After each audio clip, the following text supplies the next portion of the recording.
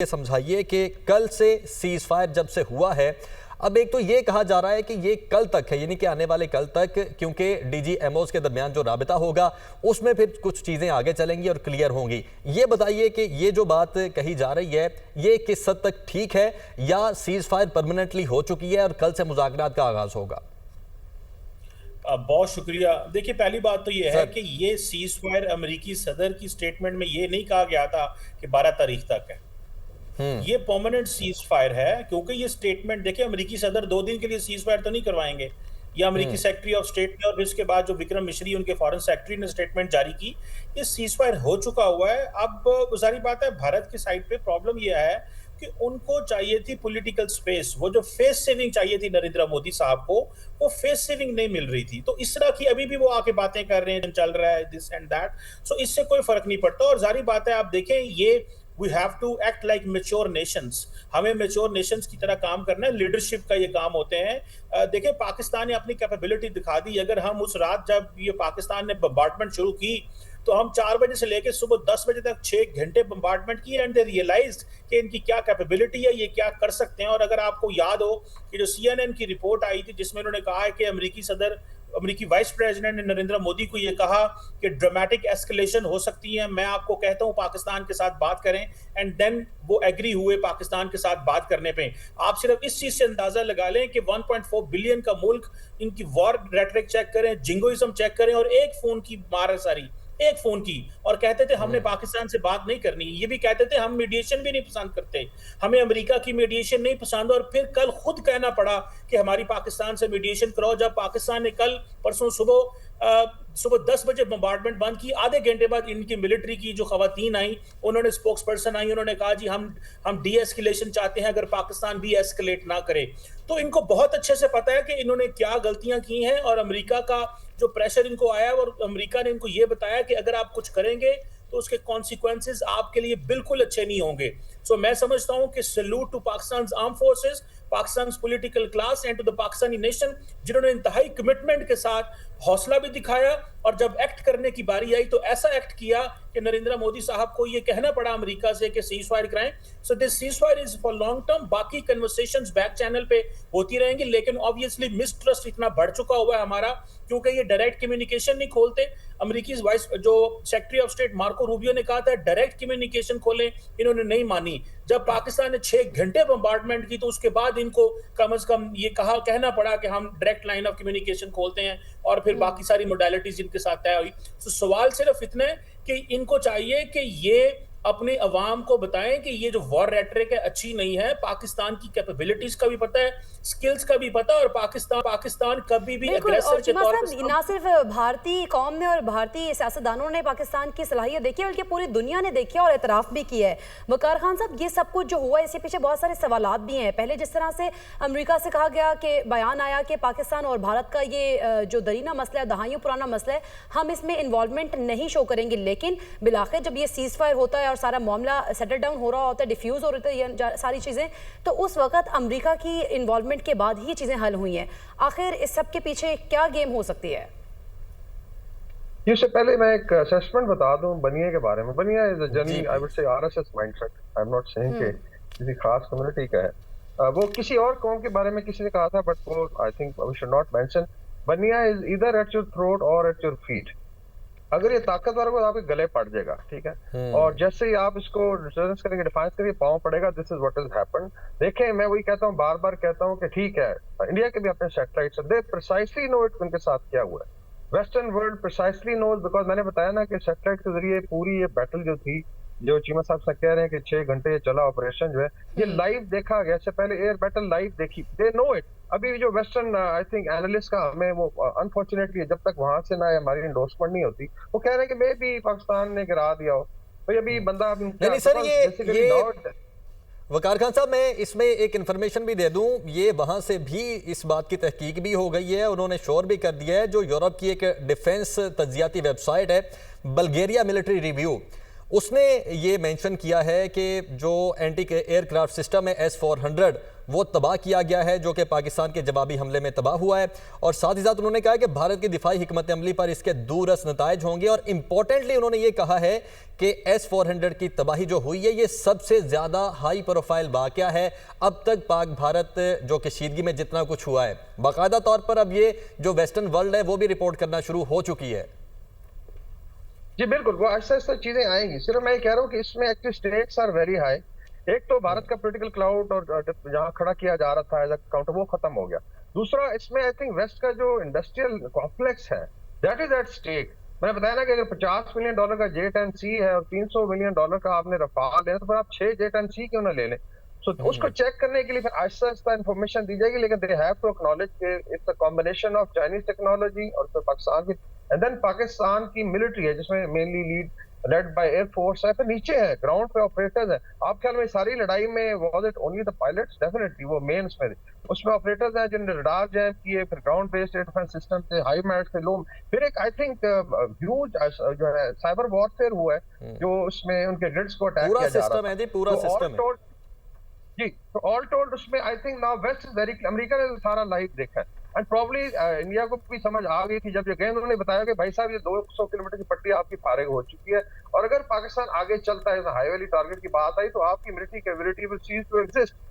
Just I think AVM Aurangzeb ने बड़ा मजेदार फिक्रा कहा कि द एनिमल इज एक्सटिंक्ट कि मतलब वो एनिमल जो है बिल्कुल वो आप कह लें कि नापैद हो गया है उनका जो जहाज है। तो he was hinting to that. So I think this was main, I would say कि this is the main shock सारी दुनिया मान रही है। ये जो आई वुड से कि शॉक थेरेपी दी गई मोदी को, उसके बाद इसके दिमाग ठिकाने आया। वकार खान साहब चले इससे अब इससे थोड़ा सा आगे बढ़ते हैं। ये तो कल तक की जो चीजें थी वो हो चुकी, जो हमने ऑपरेशन किया बुनियानुन मरसूस, ठीक है, उसके बाद जो हमें कामयाबी मिली और उसके बाद जो सीज फायर हुआ।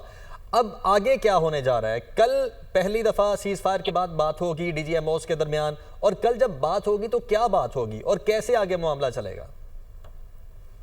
जिसमें सबसे पहले आई थिंक मिलिट्री डीएस्केलेशन में मूवमेंट ऑफ फोर्सेस होगी, एक एग्रीड लाइन बना, क्योंकि अभी देखें ना ऑलमोस्ट आप कह लें आईबॉल टू आईबॉल बैठे ऑल अलोंग, मतलब आप कह लें कि सियाचिन से लेके और सरक्रीक तक मतलब बॉर्डर में बिल्कुल फोर्सेज हैं एरेड है। ये जरूर है कि भारत का जो एयर डिफेंस सिस्टम था उसमें बहुत डेंट आया, तो शायद एयरफोर्स पीछे हटी है, बट बाय एंड लार्ज और इसके साथ रॉकेट फोर्सेज एरेड हैं, टारगेट सेलेक्ट किए हुए हैं। तो एक तो इस पे होगा कि इसकी फेज वाइज आपने डीएस्केलेशन ये नहीं होती कि आपने चुटकी बजाई तो साफ ज़ाहिर इसमें फिर होगा कि इंपॉर्टेंट जैसे कौन कौन सी फोर्स किस लाइन तक पहले विड्रॉ करेगी दोनों तरफ, उसकी फिर मॉनिटरिंग मैकेनिज्म बनेगा कि मे बी थर्ड पार्टी इसमें आए जो बताएगी हाँ ठीक है। बिकॉज लोग अभी पाकिस्तान रिस्क नहीं ले सकता कि आप पीछे हटे और खुदा ना खास्ता इस गाँव में और स्ट्राइक कर दे, because cease fire does not mean कि वॉर स्टॉप होगी। सीज फायर मीन के फायर सीज हुआ है। Of course this is the first step, ये बड़ा जरूरी होता है। लेकिन आपने देखा है कि ईरान और लेट्स से सॉरी जो गजा और उसका सीज फायर कितनी दफा वायलेट हुआ, हिजबुल्लाह के साथ सीज फायर वायलेट हुआ, तो इसमें चांसेस होते हैं कि जो साइड फिर समझ लिया गया। एक तो ये होगा। दूसरा उसके बाद आई एम श्योर एश्योरेंसेस होंगी कि जो 3 चीजें हैं उसमें what will be the stance on जो ऑल पॉलिटिकल है, लेकिन आई थिंक इसमें military commander should also talk Kashmir के ऊपर जो हमने खुद डिक्लेयर किया था कि एंड ऑफ बॉर्डर ट्रीटी की जो अगर आप ट्वीकिंग करेंगे it is act of war, तो बिल्कुल Pakistan stands with it and then is ultimately you know basically can you live as you know as neighbors, Trump कह रहा ट्रेड होगा एंड ऑल दैट। तो मेरे ख्याल ये चीजें आगे चलेंगी, but mainly it will be de-escalation की फेजेस होंगी ताकि तसल्ली भी रहे दोनों साइड्स को, और उसका एक मैकेनिज्म बनेगा। आई एम श्योर उसमें DGMO लेवल पे होती, शायद थर्ड पार्टी में जाके वो कंट्री में होगा। तो ये आई think this would be mechanism. बाकी जो है इसमें एक चीज मैं आपको बड़ा क्लियर कर दूं कि जो लॉस हुआ है, क्योंकि भारत का देखें हम हमेशा कहते हैं फेक पावर तो वो था, it was a fake power. दुनिया कहती थी ये हेजमॉन है, और टाइम जो स्मॉलर स्टेट्स हैं काफी ज्यादा वरीड थी, बांग्लादेश हो गया, नेपाल, श्रीलंका, पाकिस्तान हमेशा एक, लेकिन यहाँ भी एक आई थिंक आगे से मतलब फिक्र था कि नहीं यार इनके साथ ये करें। पर जब से मोदी आए मतलब इवेंट ऑन दी ऑफेंस 2014 से पुश बैक कर रहा था, ताल्लुकात खराब किए, जो चीमा साहब भी कहते रहे कि आप एनालिसिस तो करें ट्रैजेक्टरी किधर गई है। तो इट मींस कि जब आपने डिफाई कर दिया और आपने डिफीट किया हो गया है, तो वकार साहब आपका पॉइंट आ गया है। चीमा साहब अगर हम देखें 22 अप्रैल का जो ये पहलगाम इंसिडेंट था, झूठा प्रोपेगेंडा बनाया गया, बेबुनियाद इल्जामात घड़े गए, आप समझते हैं कि सिर्फ बिहार के इंतखाबात को जीतना था मोदी के लिए, या फिर इस डर्टी गेम के पीछे कुछ और भी मकासद हो सकते हैं मोदी के?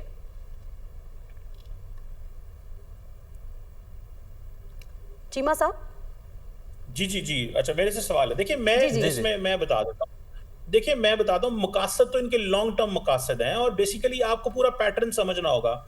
ये बेसिकली एक शख्स है जिनका नाम है अजीत डोवल, जो कि नेशनल सिक्योरिटी एडवाइजर हैं। आप देखें कि उन्होंने नरेंद्र मोदी साहब को एडवाइस किया ट्रांसनेशनल रिप्रेशन के ऊपर, ठीक है, क्योंकि वो मोदी साहब का दिमाग समझते हैं। आप देखें कनाडा में जाके इंडिया की क्या इंसल्ट हुई, आप देखें अमेरिका के अंदर रॉ का ऑपरेटर्स बंद हो गया, आप देखें कतर के अंदर इनको जाके माफी मांगनी पड़ी। ये छोटी चीजें नहीं है। और मैं यहाँ पे कहूँ कि कई दफा पे इंडिया का जो फॉरेन ऑफिस कई जगहों पे जो सक्सेस मिलती है डॉक्टर जयशंकर को, वो नाकामी सारी जो है वो डोवल साहब करते हैं। और ये सारे का सारा जो प्रोजेक्ट है उसके आर्किटेक्ट जो है वो थे।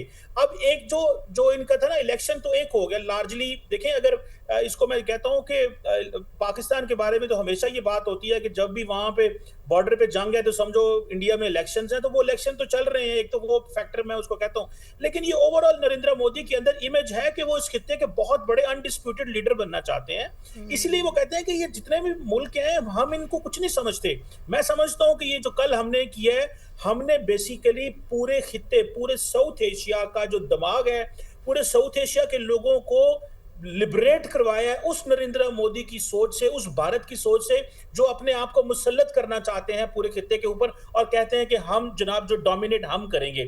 सो एक चीज तो हमें यहाँ पे ये समझ लेनी चाहिए कि ये हमने लिबरेशन दिलवाई है इनको, लोग पूरे खित्ते को दिलवाई है और पता चल गया है कि ये क्या है। सो मोदी साहब का जो माइंडसेट है, उस माइंडसेट में ये चीजें थी, लेकिन उनको ये पता नहीं था। और फिर दूसरा एक और बात, ये अपनी आर्म फोर्सेस की रिस्पेक्ट नहीं करते।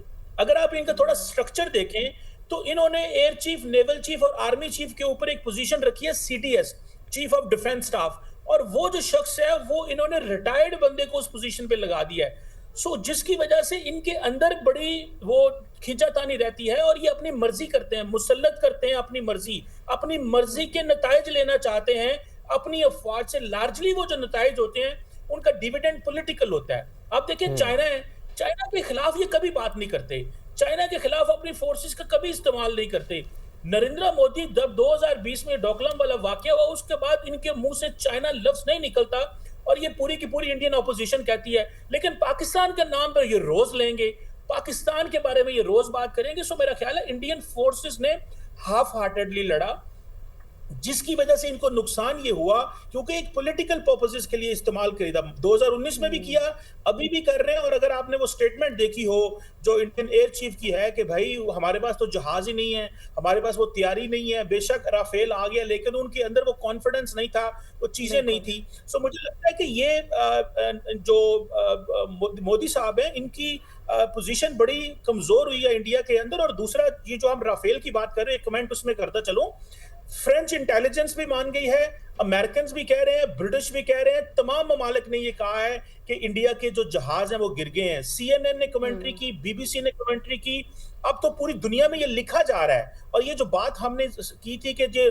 तकरीबन 125 जहाज उस वक्त हवा में था, ये पूरी दुनिया के लिए टेस्ट के स्टडी। और उस दिन हमारे जो एयरफोर्स के जो ऑफिसर ने ब्रीफिंग दी तो उन्होंने हर जहाज की आईडी बताई कि ये जहाज था। तो मेरा ख्याल है दुनिया को क्लैरिटी हो गई है और इंडिया के अंदर भी क्लैरिटी